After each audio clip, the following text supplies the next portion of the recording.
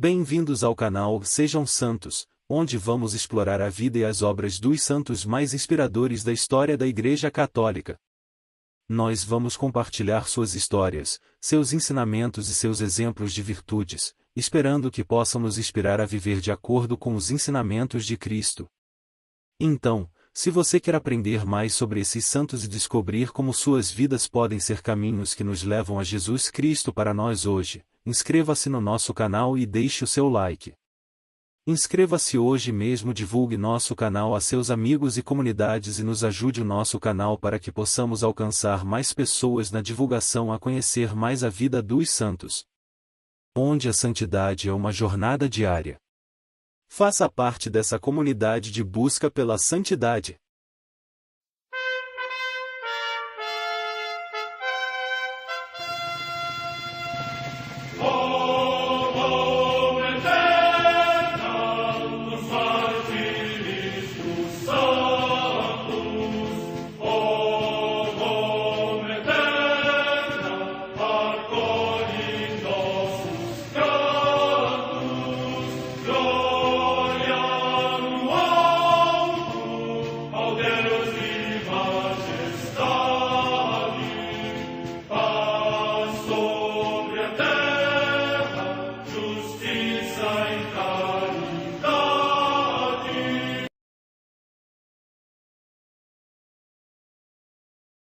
Ler a vida dos santos desperta em nós o desejo de seguir a Cristo.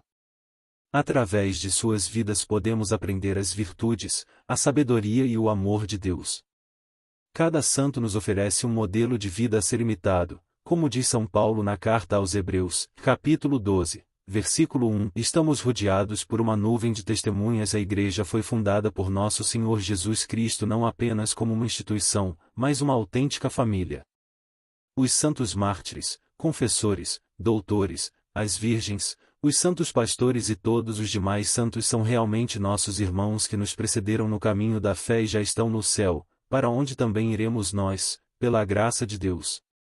Portanto, sede santos, assim como o vosso Pai Celeste é santo. Mateus capítulo 5, versículo 48. Hoje, dia 21 de outubro, celebra a Igreja a vida dessa grande, Santa Laura Montoya. A Santa Madre Igreja celebra também nesse dia os santos. Em Nicomédia, na Betínia, hoje Smith, na Turquia, os santos Dásio, Zótico e Caio, que eram servos do imperador Diocleciano e, falsamente acusados de terem incendiado o palácio, foram condenados à morte e lançados ao mar com grandes pedras atadas ao pescoço. Morte no ano 303.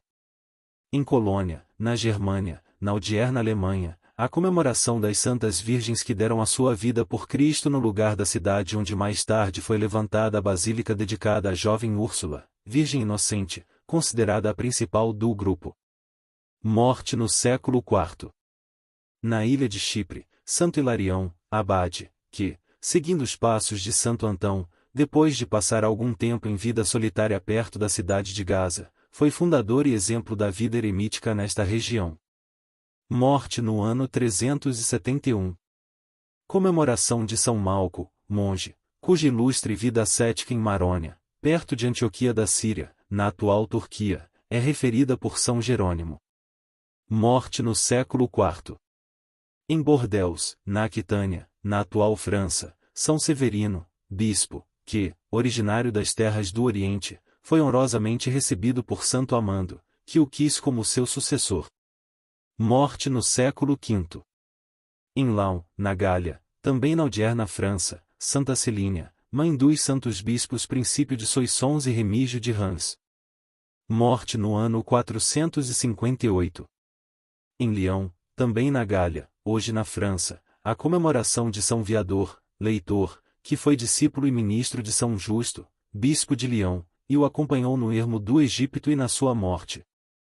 Morte no ano 481. Em Tréveres, na Austrásia, atualmente na Alemanha, São Vendelino, eremita. Morte no século VII. Em Marsella, na Provença da Gália, na odierna França, São Mauronto, bispo, que foi também abade do mosteiro de São Vítor. Morte no ano 780.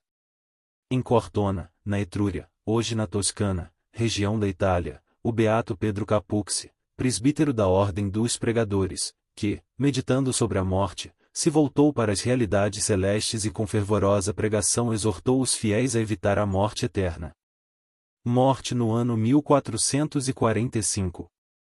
Em Nishizaka, colina de Nagasaki, cidade do Japão, Julião Nakaura, religioso da Companhia de Jesus e mártir. Morte no ano 1633. Em Seul, na Coreia, São Pedro Iltai Chol, mártir, que, com a idade de 13 anos, no cárcere exortava os companheiros de cativeiro a suportar os suplícios, e flagelado com 100 açoites e depois estrangulado, consumou o seu martírio. Morte no ano 1839. 13 ouros negros.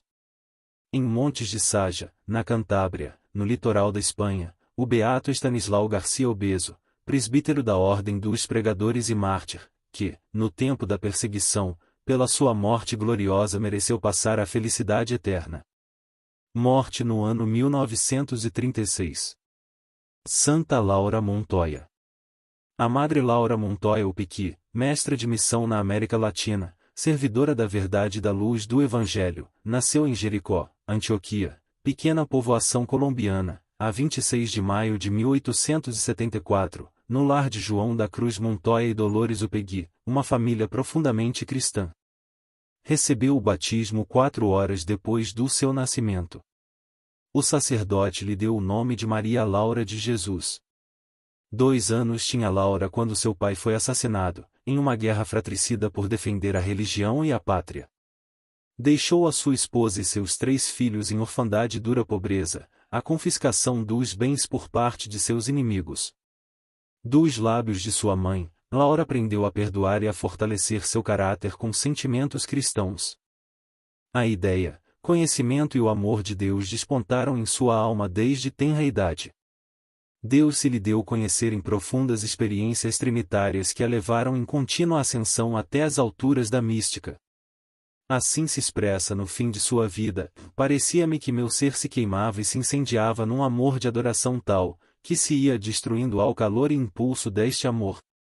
Desde seus primeiros anos, sua vida foi de incompreensões e dores. Soube o que é sofrer como pobre órfã mendigando carinho entre seus familiares. Aceitando com amor o sacrifício, foi dominando as dificuldades do caminho. A ação do Espírito de Deus e a leitura espiritual, especialmente das Sagradas Escrituras, levaram-na pelos caminhos da oração contemplativa, penitência e o desejo de se tornar religiosa no claustro do Carmo. Tinha sede de Deus e queria ir a ele como projétil de canhão. Esta mulher admirável cresce sem estudos, pelas dificuldades de pobreza e causada pela sua orfandade, para ser mestra, chega a ser uma erudita no seu tempo, uma pedagoga, formadora de gerações cristãs, grande escritora de alto voo e saboroso estilo, mística profunda por sua experiência de oração contemplativa. Em 1914, apoiada por D. Maximiliano Crespo, bispo de Santa Fé de Antioquia, funda uma família religiosa, as Missionárias de Maria Imaculada e Santa Catarina de Sena, obra religiosa que rompe moldes e estruturas insuficientes para levar a cabo seu ideal missionário segundo expressa em sua autobiografia, necessitava mulheres intrépidas, corajosas, inflamadas no amor de Deus, que pudessem assimilar sua vida à dos pobres habitantes da selva, para levá-los a Deus. Sua profissão de mestra a levou por várias povoações de Antioquia e depois ao Colégio da Imaculada em Medellín. Em seu magistério não se conformou com o saber humano senão que expõe magistralmente a doutrina do Evangelho.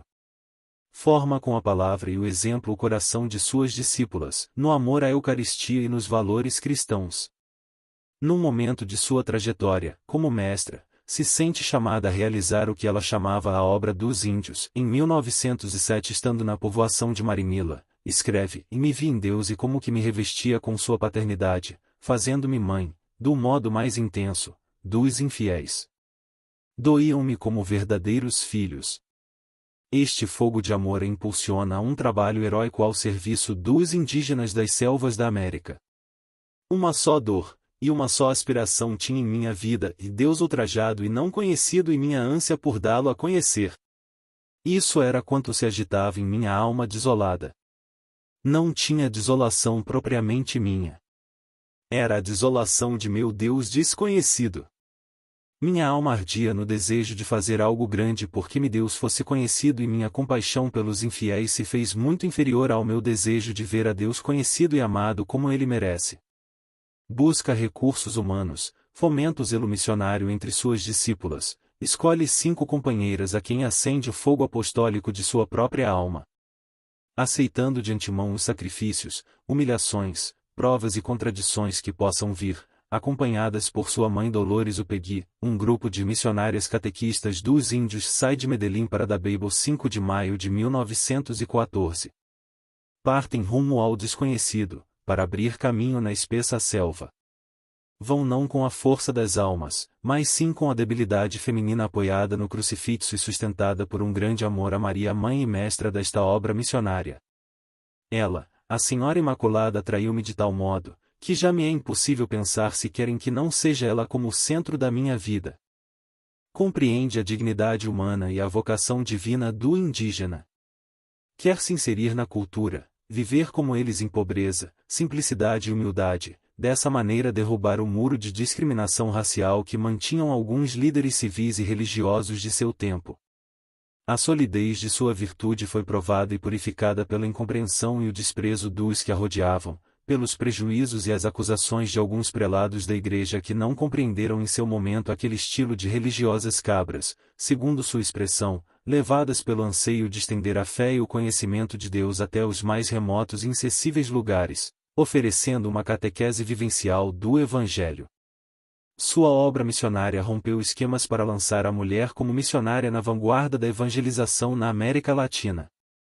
O queimante clamor "E sítio tenho sede" de Cristo na cruz, a impulsiona a saciar essa sede do crucificado. Quanta sede tenho! Sede de saciar a vossa Senhor. Ao comungar nos juntamos 2 sedentos, vós da glória do vosso Pai e eu de vosso coração eucarístico, vós de vir a mim, e eu de ir a vós. Redige para elas as vozes místicas inspirada na contemplação da natureza, e outros livros como Diretório ou Guia de Perfeição, que ajudam as irmãs a viver em harmonia entre a vida apostólica e a contemplativa. A autobiografia é sua obra maior, livro de confidências íntimas, experiência de suas angústias, desolações e ideais, vibrações de sua alma ao contato com a divindade, vivência de sua luta titânica para realizar sua vocação missionária. Ali mostra sua pedagogia de amor, pedagogia conforme a mente do indígena que lhe permite adentrar-se na cultura e no coração do índio e do negro do nosso continente. Essa infatigável missionária morreu em Medellín, a 21 de outubro de 1949. A sua morte deixou estendida a congregação de missionárias em 90 casas distribuídas em 3 países, com um número de 467 religiosas. Na atualidade, as missionárias trabalham em 19 países, distribuídas na América, África e Europa. Por tudo que viveu, fez e significou a Madre Laura em sua época, e por tudo que seguirá significando para a sociedade, a congregação e a Igreja. Seu processo de beatificação, aberto a 4 de julho de 1963, na capela da Cúria Arquidiocesana de Medellín. Este processo, que durou 40 anos, chegou a seu ápice, quando em Roma em 25 de abril de 2004 ela foi beatificada pelo Papa João Paulo II e no dia 12 de maio de 2013 foi canonizada pelo Papa Francisco. Santa Laura Montoya, rogai por nós.